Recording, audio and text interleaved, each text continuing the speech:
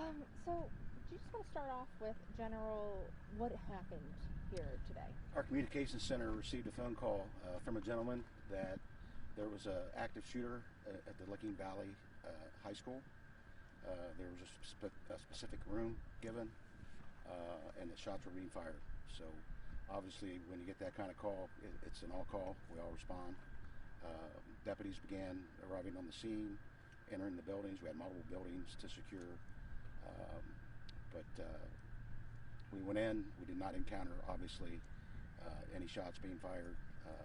All the students were safe. Some students were locking down in place, sheltering in place. Some were evacuating the building.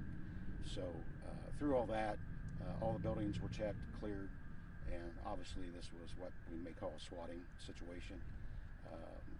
While we were in the progress of sweeping the schools, we learned that there were some other jurisdictions that were receiving the same exact call with the same exact information. So it was kind of a relief at that point to feel as though that it was a swatting situation. However, that doesn't relieve everyone of the trauma and the stress. You know, we have deputies trying to clear the building. We have parents showing up. And I can totally understand the parents and their feelings and what they're going through. They just want to be reunited with their kids. They want to make sure their kids safe.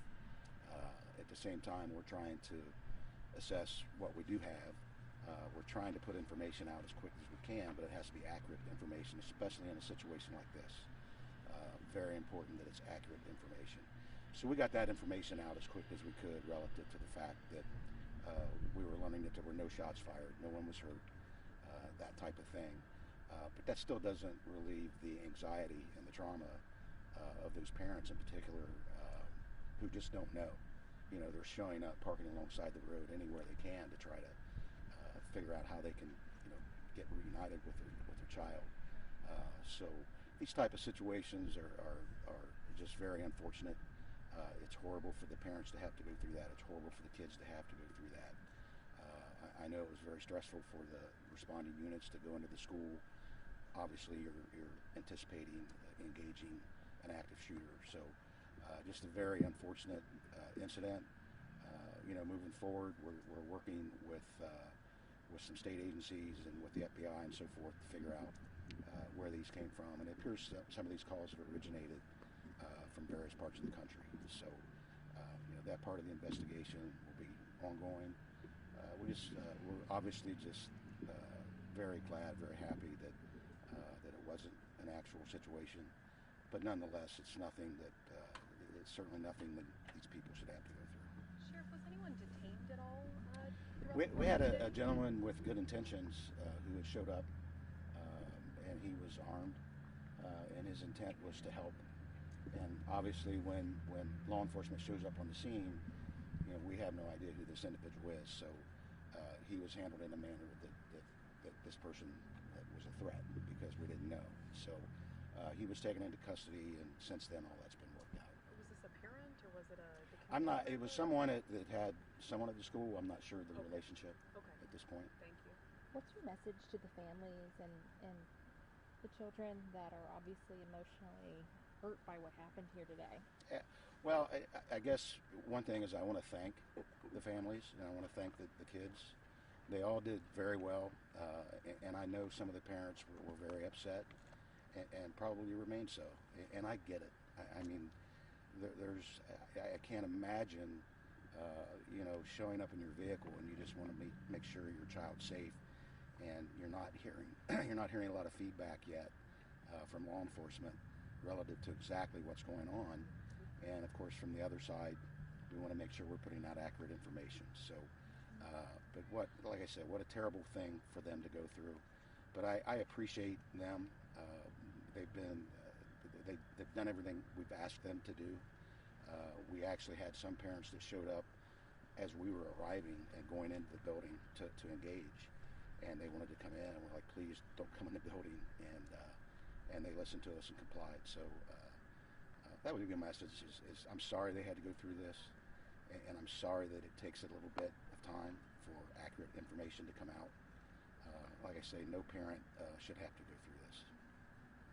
This isn't only, of course, parents, kids scared, but this is a big drain on law enforcement resources, isn't it? Yeah, it was a massive response. Obviously, all of our available units responded. Some people responded from home. They heard what was going on.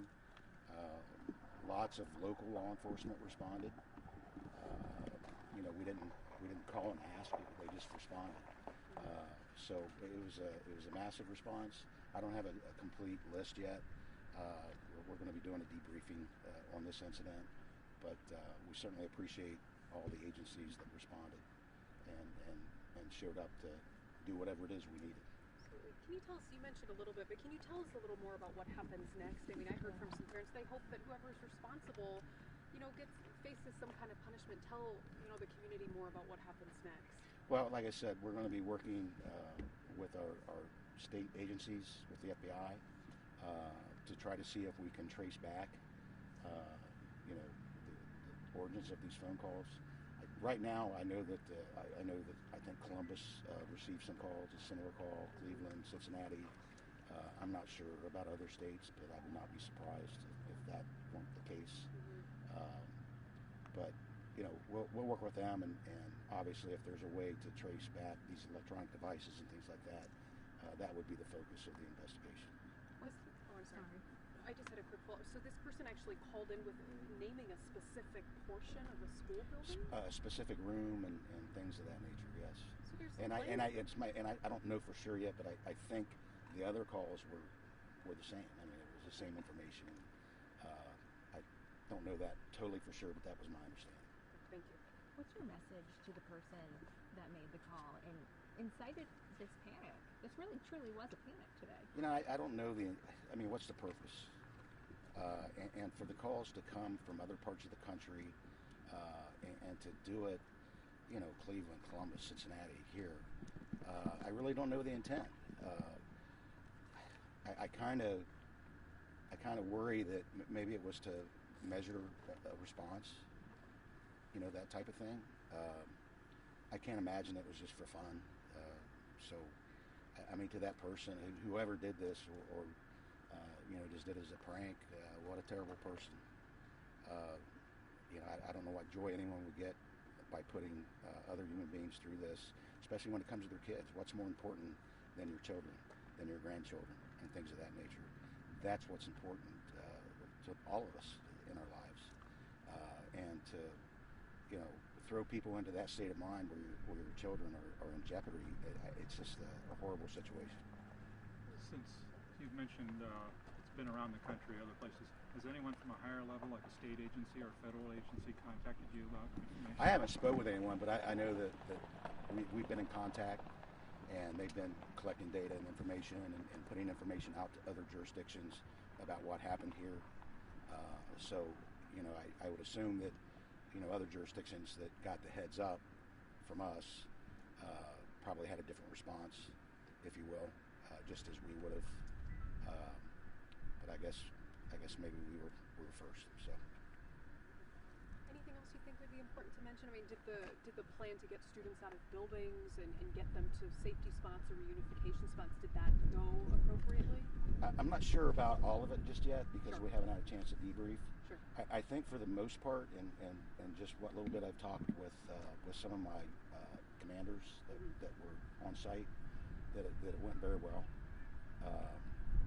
There was a couple of issues with pre-planned reunification centers because they weren't available for whatever reason. So, you have to adapt on the move with that type of thing. So, but certainly there will be some things that we'll learn from this, and that we can do better. It's unfortunate. It's widespread here, and you got vehicles parked along the road. You got parents walking back to their vehicles with their kids, and I wish that type of thing wasn't happening. So that's something we'll look at, and if there is another time or a next time, I hope there's not.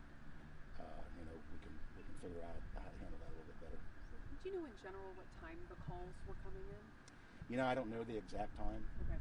Or even just a range? It was like before 11 o'clock. Okay, thank you. Around 10 o'clock. I'm not sure of the exact time just yet. That helps. Apologize Thank for you. that. No, I can find thank out you. before we leave. Thank you. I appreciate that. Did the schools follow their safety shooter plans they've been practicing? I know we've heard some students and teachers noticed just to run and some noticed to hide. I haven't had a chance to debrief with everyone, so I don't know that I have accurate information on that just yet. We're going to be getting together this afternoon for a debriefing, so I can find some of that information out when we do that. How are your officers? This is a draining day. Oh, yes. Like I say, if you get this type of call and you're responding, and when you get there, it doesn't matter if it's just you or you and one other officer. You're going in that building. That's our policy, and that's what we do. So that is a very high stress situation. But like I say, we trained for this a lot. We've trained with the school. We've trained with all of our schools for this type of situation. So they're well trained and they're dedicated. But that doesn't take away from the fact that they're human, and I'm sure they're a little bit stressed out. Yeah. So. So sorry, I missed that. No one was injured or anything like that. No shots fired, no one injured. And it was a hoax that the situation started out. Yes. Thank you, sir. All right. We appreciate it. All right. Thank you guys. Appreciate you.